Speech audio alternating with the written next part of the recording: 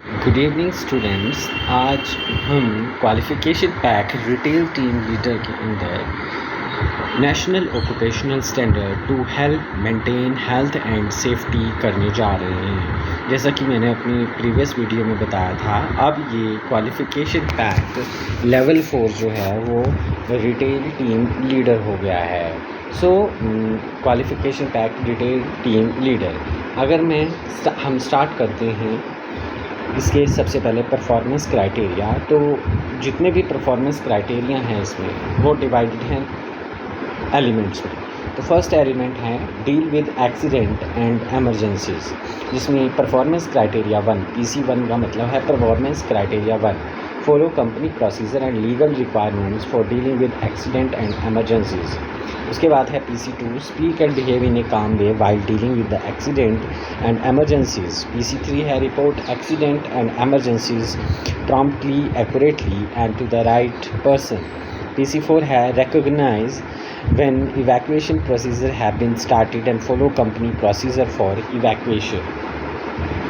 Element 2 है help to reduce health and safety risk. PC5 है इसमें follow the health and safety requirement laid down by the company and by laws and encourage colleagues to do the same. PC6 है promptly take the approved action to deal with risk if he or she is authorized to do so. PC7 है report risk promptly to the right person if he or she does not have the authority. But PC8 use equipments and material in line with the manufacturer's instructions. So we'll start with one by one element. So first element is के साथ deal करेंगे हम और second element के साथ deal करेंगे हम। So occupational health and safety OHS है ना, तो शॉर्ट में हम इसको OHS बोल देते हैं। बोलता है कि area concern with protecting the safety health and welfare of the people. बोलता है OSH की जब भी बात करते हैं हम तो क्या होता है, जो उसका वर्क एरिया है, किसी भी पर्सन का जो एम्प्लॉय का वर्क एरिया है उसकी सेफ्टी हेल्थ और के बारे में हम बात करते हैं, और वेलफेयर किसके, पीपल के, जो पर्सन काम कर रहा है उसके वेलफेयर की बात की जाती है इसमें। इसका मेन जो गोल है वो यही है कि किसी भी पर्सन जो कि वर्किंग है उसको एक सेफ़ इन्वायरमेंट प्रोवाइड करना है। इसके साथ साथ जो भी एम्प्लॉयज़ हैं, उसके को-वर्कर्स हैं, उसका जो कस्टमर है उसको सेफ़ और हेल्दी इन्वायरमेंट प्रोवाइड करना है, ताकि ये किसी भी तरीके से उसके बैड इम्पैक्ट्स जो हैं उस कस्टमर, को-वर्कर या एम्प्लॉयज़ पर ना दिखें। जो पर्सन रिटेल इन्वायरमेंट के अंदर काम करते हैं वो 3 तरह के हैज़र्ड्स से गुजरते हैं। सबसे पहला है physical and mechanical hazards, second है बायोलॉजिकल हैज़र्ड्स और थर्ड है psychological hazards. So physical hazards की जब हम बात करते हैं तो फिज़िकल हैज़र्ड्स में हमारे पास आते हैं नॉर्मली फिज़िकल हैज़र्ड्स में क्या चीज़ आती है, इंजरीज़ हो जाती है, या किसी को मोच आ जाती है, या लिगामेंट जो फट जाते हैं, है ना, तो स्ट्रेच हो जाते हैं, तो इसकी वजह से फिज़िकल या मैकेनिकल हैज़र्ड्स हो सकते हैं। बायोलॉजिकल हैज़र्ड्स की बात करेंगे तो infections due to virus, bacteria और फंजाई की, मतलब किसी भी बायोलॉजिकल जो कैरियर है उसकी वजह से कोई कम्युनिकेबल या नॉन कम्युनिकेबल डिसीज़ होती है तो ये भी चांसेस रहते हैं। फॉर एग्जांपल जैसे रिसेंटली कोविड-19 फैला था तो वो एकदम से फैल रहा था, कम्युनिकेबल डिसीज़ थी, है ना, एपिडेमिक उसका हुआ था। या कोई भी इन्फ्लुएंजा है या कॉमन कोल्ड है तो ये वायरल और बैक्टीरियल फीवर्स है तो ये फैल जाते हैं इसी। दैन साइकोलॉजिकल में वर्क रिलेटेड स्ट्रेस हो सकता है या हैवी वर्कलोड हो सकता है, या sexual harassment, bullying, abusing etcetera. इस तरह के जो आपकी जो मानसिक स्थिति है उसको इम्पैक्ट करते हैं, उसको हम काउंट करते हैं साइकोलॉजिकल हैज़र्ड्स के अंदर। Now what are the leading cause of injuries in retail sector. Retail sector में जो लीडिंग कॉज हैं वो कौन कौन से हैं। सबसे पहले है handling bags, box and other heavy objects. किसी भी तरह के हैवी बैग्स और बॉक्सेस को जब हम लिफ्ट करने लगते हैं तो हम बिना सोचे हुए उसे उठाने लग पड़ते हैं, और उठाने की वजह से क्या होता है कि हमें इंजरीज, लिगामेंट्स में स्ट्रेच हो सकता है, स्प्रेन आ सकती है। या यूजिंग टूल और अदर इक्विपमेंट्स, किसी भी तरह के टूल्स और इक्विपमेंट्स हम यूज़ कर रहे हैं, डिस्प्ले को फॉर एग्जांपल हम रैक सेटअप कर रहे हैं है ना, उसमें कोई नट या बोल्ट उसका लूज़ हो गया जिसकी वजह से वो गिरने के चांस है, या कोई उसका कॉर्नर जो है वो शार्प हो गया उसकी वजह से इंजरी हो सकती है, या नट बोल्ट कसते हुए या किसी भी तरह का कोई वर्क करते हुए हमें इंजरीज हो सकती है। Now next is slip, trip and falls. Slip means फिसलना, ट्रिप ठोकर लगना एंड फॉल्स नीचे गिरना। ये वो इंजरीज़ के कॉज हैं जो कि देखने को मिल सकते हैं किसी भी रिटेल इन्वायरमेंट। अगर फ्लोर वेट है ना, चाहे वो ऑयली है, चाहे वो वाटर से पोछा लगा रहे हैं, या कोई हैवी सामान आपके रास्ते में आ रहा है ना, या फिर आप सीढ़ी से नीचे गिर रहे हैं, तो इस तरह का, या कहीं आप चढ़े थे और नीचे गिर गए, तो इस तरह से इंजरी होने के चांसेस रहते हैं। Who is responsible? आफ्टर कौन रिस्पॉन्सिबल है इस तरह के केसेस के लिए? So everyone in the retail outlet including you, your coworkers, employer, supervisor, ये सारे लोग रिस्पॉन्सिबल हैं, है ना। और हर किसी की एक जिम्मेदारी बनती है, रिस्पॉन्सिबिलिटी बनती है कि वो जितने भी लोग आपके अराउंड हैं, चाहे आपका कोवर्कर है, चाहे आपके सुपीरियर्स हैं, चाहे वो कस्टमर है, उनकी सेफ्टी का भी ध्यान रखा जाए। Your responsibility as a worker आपकी क्या रिस्पॉन्सिबिलिटी बनती है? तो बोलता है सबसे पहले तो हमारी रिस्पॉन्सिबिलिटी बनती है कि हमें हेल्थ और सेफ्टी की क्या रिक्वायरमेंट है, पर्टिकुलर जॉब रोल के लिए किस तरह की रिक्वायरमेंट है उसका पता होना चाहिए। अगर आप नहीं जानते हैं कि सेफ्टी किस के लिए हमें किस तरह से डील करना है, अगर कोई भी रिस्क अराइज हो जाता है, तो जब भी आप ज्वाइन करते हैं किसी ऑर्गेनाइजेशन को, तो उनको बोलो कि ये पर्टिकुलर चीज़ की हमें ट्रेनिंग दी जाए, है ना। इसीलिए शायद कंपनीज़ में डिफरेंट ऑर्गेनाइजेशंस में ओरिएंटेशन या इंडक्शन प्रोग्राम रखा जाता है जब कोई भी एम्प्लॉय ज्वाइन करता है, ताकि उस कंपनी की पॉलिसीज़ प्रोसीजर को बता दिया जाए। ठीक है। Work safely and also motivate your coworkers to do the same. ठीक है, बोलता है कि वर्क सेफली, आप भी खुद भी सेफ़ इन्वायरमेंट में काम करो और दूसरों को भी इंसिस्ट करो, मोटिवेट करो कि वो भी सेफ़ इन्वायरमेंट में काम करें। अगर आपको कोई रिस्क दिखाई देता है, अनसेफ कंडीशन दिखाई देती है, तो इमीडिएटली अपने सुपरवाइज़र या कंसर्न अथॉरिटी को क्या करना है, आपने इन्फॉर्म करना है, ताकि आप उस इन्वायरमेंट को सेफ़ बना सको हर पर्सपेक्टिव से। अगर किसी तरह की कोई इंजरी आ जाती है तो उसको रिपोर्ट करो जो भी फर्स्ट एड इंचार्ज है, या कंसर्न अथॉरिटी है। एम्प्लॉयर की क्या रिस्पॉन्सिबिलिटी? अभी तक हमने क्या कि आपकी क्या रिस्पॉन्सिबिलिटी बनती है। नाउ एम्प्लॉयर्स की। एम्प्लॉयर कौन होता है? जो ऑर्गेनाइजेशन है वो एम्प्लॉयर है ना। तो एम्प्लॉयर जो आपको जॉब देता है ना, एक तरह से। तो एम्प्लॉयर की क्या रिस्पॉन्सिबिलिटी है कि आपको सेफ़ और हेल्दी जो है वर्क प्लेस प्रोवाइड करे, ठीक है, ट्रेनिंग दे, है ना, और उस ट्रेनिंग का रिकॉर्ड रखे कि हाँ किसी वर्कर की ट्रेनिंग इसको हेल्थ नॉर्म्स को लेके, हेल्थ और सेफ्टी के नॉर्म्स को लेकर ट्रेनिंग हुई है या नहीं हुई है। Then take immediate action on the incident if happen. किसी भी तरह का कोई इंसिडेंट होता है तो उसके ऊपर इमीडिएट एक्शन लें, है ना। उसके बारे में, है ना, हमें मेन बात ये है कि हमें एज़ पर SOP काम करना होता है। जो भी सिस्टमेटिक स्टैंडर्ड ऑपरेटिंग प्रोसीजर बने हुए हैं उसके अकॉर्डिंग ही हम काम करें, सो दैट कि इंजरी होने के चांसेस नेग्लिजिबल हों। ठीक है। और मेन बात ये है कि किसी भी तरह का कोई इंसिडेंट होता है तो उसको रिपोर्ट ज़रूर करें, सो दैट कि इन फ्यूचर अगर वो हैपन होता है तो हमें पहले से ही पता हो कि हमें कौन सा SOP के अंदर उसको फॉलो करना है, मतलब हमें कौन से प्रोसीजर ऐसे फॉलो करने हैं ताकि वो क्या है प्रॉपर वे से मैनेज हो सके, वो रिस्क अराइज ना हो फ्यूचर में। ठीक है। और अगर कोई इंसिडेंट होता है तो इसका इन्वेस्टिगेशन ज़रूर करें कि ये किस वजह से हुआ है और क्यों हुआ है, सो दैट कि नियर फ्यूचर में वो एक्सीडेंट ना हो पाए ना, है ना। आपके क्या राइट्स हैं वर्क प्लेस सेफ्टी को लेकर? तो आपका राइट्स ये है कि आपको वहाँ काम करना दिया जाए जहाँ पे सेफ़ इन्वायरमेंट मिले। ठीक है। आपका जो है वहाँ पे सुपरवाइज़ किया जाए वर्क जहाँ पे सबसे कम रिस्क हो। ठीक है। और कोई भी हेल्थ और सेफ्टी से रिलेटेड मैटर हो उसमें डायरेक्टली और इनडायरेक्टली आपको इन्वॉल्व किया जाए, ताकि औरों को भी सेफ्टी मिले और आपको भी सेफ इन्वायरमेंट मिले। ठीक है। और एक एम्प्लॉयर की ये रिस्पॉन्सिबिलिटी भी बनती है कि वो personal protective equipment concern job से वो जो है प्रोवाइड करवाए, है ना। और अगर कोई भी अनसेफ कंडीशन मिलती है तो आपका राइट बनता है कि आप रिफ्यूज़ कर सकते हैं कि वहाँ पे हमें काम नहीं करना, नाउ पर ये पीपीई या पर्सनल प्रोटेक्टिव इक्विपमेंट्स क्या होते हैं? सो बोलता है ऐसे डिवाइसेस या अप्लायंसेस हैं जो कि हमने किसी इंडिविजुअल को, है ना, अपने कार्य क्षेत्र में जो आपका वर्क प्लेस है वहाँ पे डालने पड़ते हैं, यूज़ करने पड़ते हैं, ताकि उसकी हेल्थ और सेफ्टी से रिलेटेड कोई भी प्रॉब्लम ना हो। जैसे यहाँ पे दिए गए हैं, सबसे पहले दस्ताने हैं, ग्लव्स, ताकि आपकी स्किन को कोई इन्फेक्शन ना हो या जो प्रोडक्ट है वो ख़राब ना हो जाए। सेकंड बोलता है एप्रन। एप्रन का मतलब है कि आपके कपड़े जो हैं ख़राब नहीं होने चाहिए एप्रन की वजह से। मास्क, फाउल स्मेल या किसी भी तरह के हार्मफुल गैसेस जो हैं वो आपको इंस्पायर ना करें, रिस्पायर ना करें, ना, इसके लिए ग्लव्स।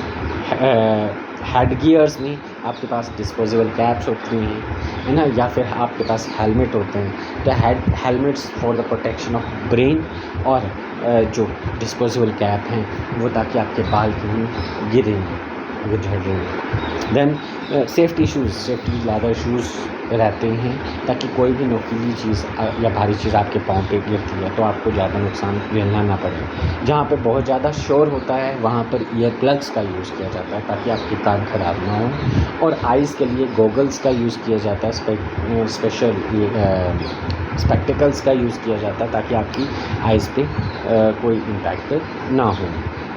ना who to talk in case of any safety concern.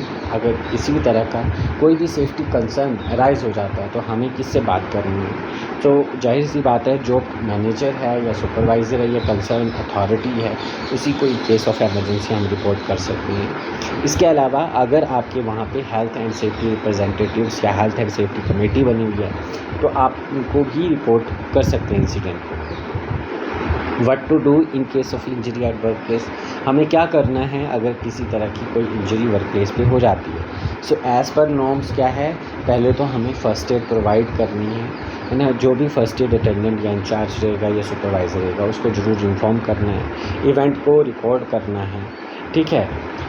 और ये फ़र्स्ट एड अटेंडेंट क्या है, कोई भी आप में से कोई कोवर्कर हो सकता है, सुपरवाइज़र या नर्स हो सकती है जो कि इस काम के लिए ट्रेंड है, और फ़र्स्ट एड अप्लाई करना है। अगर आपको नॉलेज नहीं है फ़र्स्ट एड की तो ट्राई करें कि आप ऑर्गेनाइजेशन में जब भी फ़र्स्ट एड की ट्रेनिंग होती है तो आप उसमें ज़रूर पार्टिसिपेट करें और उसका रिकॉर्ड ज़रूर मेंटेन करें। फ़र्स्ट एड फैसिलिटी की बात करेंगे तो फ़र्स्ट एड क्या चीज़ होती है कि जो सबसे पहले आपका ट्रीटमेंट किया जाता है कभी भी इंजरी लगने पर, उसको हम फ़र्स्ट एड बोलते हैं। सो ड्यूरिंग ट्रेनिंग और during first day of the job in the induction session, trainer introduce about, इसके बारे में बताया जाता है कि आप इन case of emergency, in case of any kind of injury किसको इन्फॉर्म करना है, कहाँ पर करना है और कैसे उस इमरजेंसी से डील करना है। अब जनरली वर्क प्लेस किट जो इंडस्ट्रियल फर्स्ट एड किट हैं उसमें क्या क्या चीज़ होती है? 4x4 इंच गॉज पैड, दो जो हैं 8x10 इंच का लार्ज गॉज पैड होता है, बैंडेड्स होती हैं, एडेसिव बैंडेज होती हैं, ट्रायंगुलर बैंडेजेस होते हैं, 2 inch bite, 1 package gauze, other roller band हो सकता है, 1 blanket, latex gloves, adhesive tapes and some medicine, common generic medicine हो सकती हैं। देन फर्स्ट एड, अगर स्प्रेन की बात करूँ तो स्प्रेन क्या होता है? इंजरी इन द लिगामेंट, और अगर स्ट्रेन की बात करें तो इंजरी इन द मसल और टेंडन्स, ठीक है।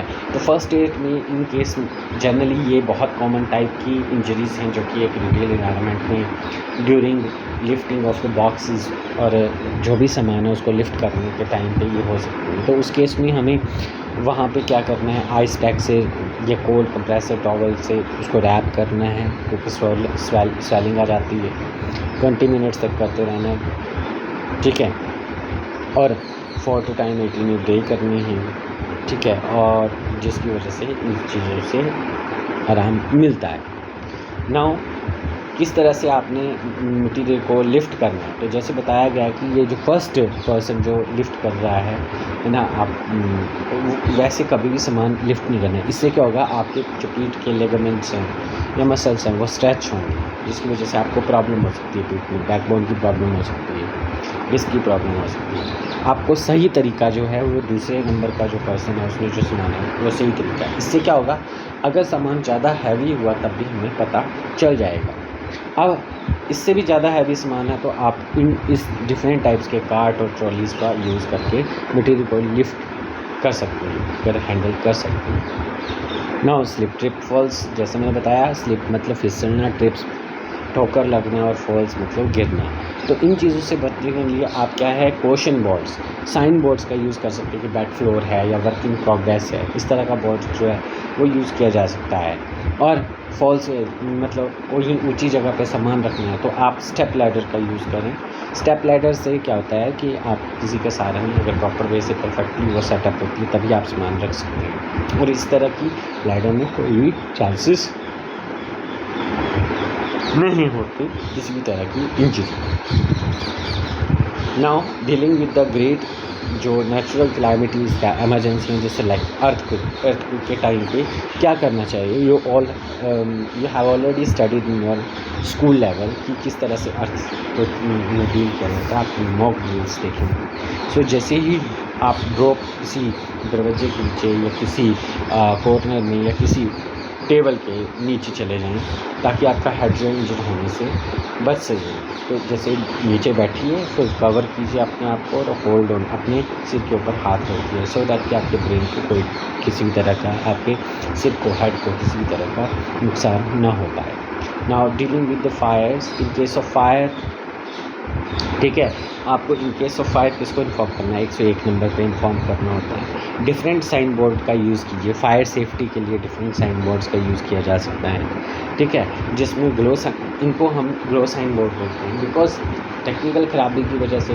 या आग लगने की वजह से सारी जो लाइट्स चली जाती हैं एरियाज़ की, तो ग्लो साइन बोर्ड जो हैं वो अंधेरे में भी चमक के आपको बताते हैं, डायरेक्शन देते हैं। दूसरा, during fire do not always use stairs, do not use lift का यूज़ नहीं करना है, ठीक है। फायर एक्सटिंग्विशर का यूज़ कर सकते हैं जिसमें कार्बन डाइऑक्साइड बनती है, ठीक है, ये पाउडर बेस्ड हो सकता है, ये कार्बन डाइऑक्साइड बेस्ड हो सकता है डायरेक्ट, ठीक है, फायर एक्सटिंग्विशर, ठीक है।